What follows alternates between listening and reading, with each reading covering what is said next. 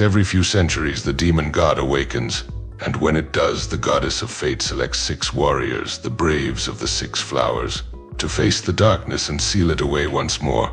But this time, our story begins not with fate, but with interruption. In the middle of a grand ceremonial duel in the Aztec-inspired kingdom of Piena, with the king and princess watching from the stands, 2 warriors prepare to clash. Then Adlet shows up. No invitation. No shame. Step right up and meet Adlet Mayer. He's a walking contradiction of a guy. Part-time nuisance, full-time dreamer. He jumps into the ring, declares himself the strongest man in the world, and demands to fight both contestants at once. Can you believe it? The guy really thinks he's the final boss now. Classic case of delusional overconfidence. That's right. He unleashes smoke bombs, hidden wires, drugged needles. His entire combat strategy is trickery. Not brute force, but tactics. The guy talks the talk and walks the walk. He may not be a complete fraud, but there's still that hint of delusion in there, for sure. But while he dazzles the crowd and even knocks one opponent flat, his flashy tactics run out, and Tommaso, the seasoned mercenary, takes him down. The crowd isn't impressed. He's arrested on the spot for interrupting the match, harming warriors, and insulting the kingdom's honor. When just like that, Adlet is thrown into a dungeon. All that preparation, and now he's just facing an endless sea of cold stone and chains. Talk about a raw deal. While imprisoned, he's visited by a maid, or so he thinks. She listens as he tells his story. All right, story time. That's right. Adlet left his home at 10 to train under a mountain recluse named Atro Spiker.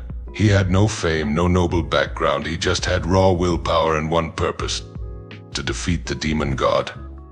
That's why he entered Piena's tournament. Not for glory, but for visibility. To be chosen. The maid tells him a story of a time long past, when chaos first scarred their world. A millennium ago, a terrible entity named the Demon God appeared on the continent. It rampaged across the land, killing endlessly. From its massive body, it birthed twisted creatures called fiends, leaving only death and smoke in their wake. Armies were crushed, cities razed, the royal family slaughtered. People were losing hope. Then, she appeared. A lone woman stood against the darkness. They called her the Saint of the Single Flower. She fought the demon god in a prolonged battle. However, she could not defeat it alone. Even though she stood for the weak, she was one woman, and the demon god was many. Even though the demon god was an endless beast, it was pushed back by the power of the Saint of the Single Flower. It retreated to the edge of the continent, where the saint sealed it away with all of her remaining strength. But the battle left her shattered, and as she returned, she warned her people. The demon god would not remain sealed for long. She begged them to be strong and to remain ever watchful. The saint's words echoed through the masses. The demon god is not dead. One day it will awaken and plunge the world into a living hell. So basically, I handled it for now. Y'all better prep plan B. This lone warrior foretold of a dark prophecy. When the demon god awakens again, 6 heroes will be chosen, and on their shoulders hope must rest. And these heroes shall be granted power by the gods. They'll be marked with a crest of 6 petals, and together they'll seal the darkness once more. But there's a catch. There's always a catch. They can't just sit back and wait. To earn the goddess's blessing, warriors must prove their strength in the sacred temples. Only then will the crest appear. Thus, the braves of the 6 flowers were born. 300 years after the original braves, 6 more rose. Sages like the great Saint of Lightning, the Saint of Time, and the Saint of Wind.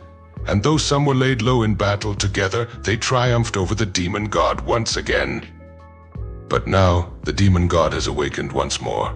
And now, the prophecy of the Saint of the Single Flower will finally come to pass. The maid nods. Fiends, they are returning. She seems to sense his confusion, and the maid continues. The crystal of prophecy it has clouded, and yet a new era of heroes draws at hand. Can you guess what that means? The atmosphere becomes heavy, as if the room has become a tomb, and whispers say that the demon god will rise within the year. In his cell, Adlet listens closely, mind ablaze. The prophecy is no legend to him, it's his destiny. Days pass for Adlet, counting his time in the dungeon. While Adlet counts time on a dungeon wall, the goddess of fate makes her selection. A glowing flower crest appears on the back of his hand. Her words drop the room in an eerie silence. The true identity of the maid is revealed. Not a mere servant, but Princess Nashatania, champion of the very tournament. Plot twist. The cute bunny-eared beauty turned out to be undercover. Her presence is undeniable. The guards never even try to stop her. She breaks Adlet out with ease. They escape on horseback under a violet sky, heading west toward the land of the howling demons. Their journey begins here. If you've been having a blast with this recap, go ahead and tap that like button. Trust me, we've got all the time in the world, so take your time. No rush, no pressure.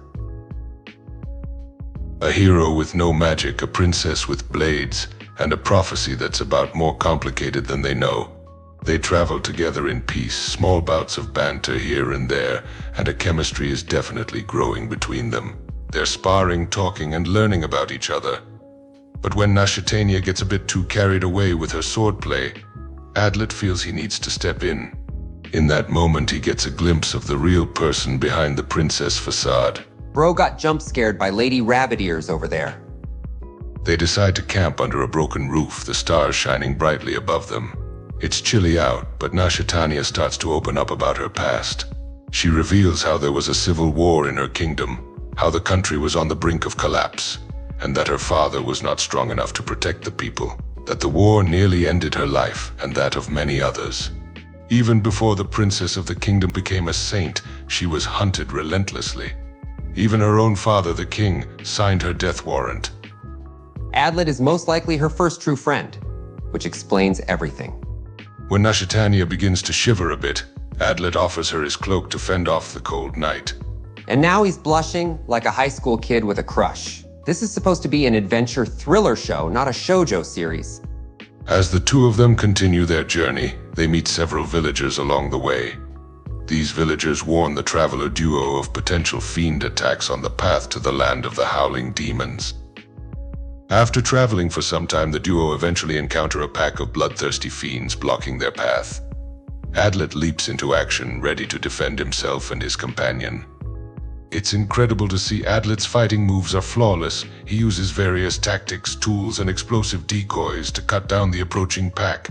He's fighting like a seasoned general who's done this before. On the other hand, Nashatania handles the situation with a bit of hesitance and fear. Though she lives up to her title of Saint of Blades, she clearly has a more reserved approach to battle. When the battle is over, one of the villagers mentions that someone was left behind during the fiend attack. After hearing this, Adlet decides he'll go back. He arrives and finds that the village has already been cleared up. There are fiends on the ground and they seem to have been killed by bullets. There's an iron ball on the ground. Confused, he picks it up and chews it out of curiosity. Bro, what even is this? Oh my goodness. That's so gross. After he chewed the iron ball, he realized what it was. Gunpowder. Then he sees her. She has short, flowing white hair. Her expression is calm and distant, almost cold.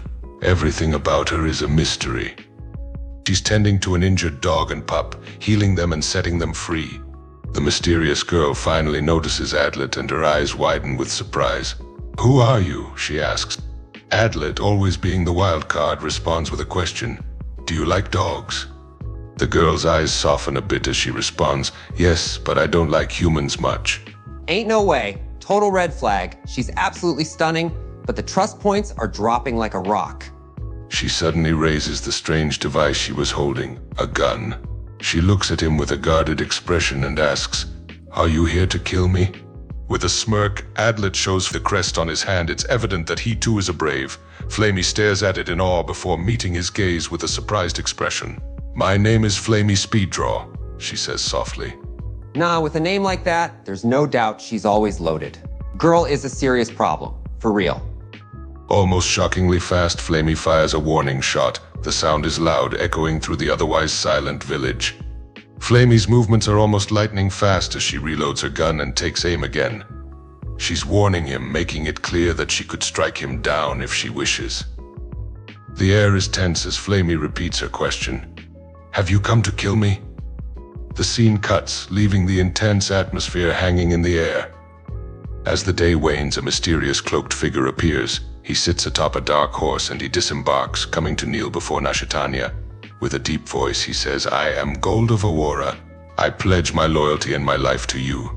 He reaches up, revealing part of his armor and a crest. He's a brave just like her. "We're equals now," Nashitania reminds him, but Goldoff remains resolute. He insists he will protect her no matter what. He then shares a grave discovery, identifying the enigmatic figure they call the Brave Killer. Ooh, here we go. A white-haired girl, Goldoff reveals, his gaze fixed. She carries a gun and her name is Fremi. And that's where they hit us with the cliffhanger. Classic move. It's also possible that one of those could be the so-called Brave Killer in disguise. Stay tuned, more recaps are dropping soon here on AnimeFreakTV. Don't forget to like, subscribe, and drop a comment. Thanks for watching.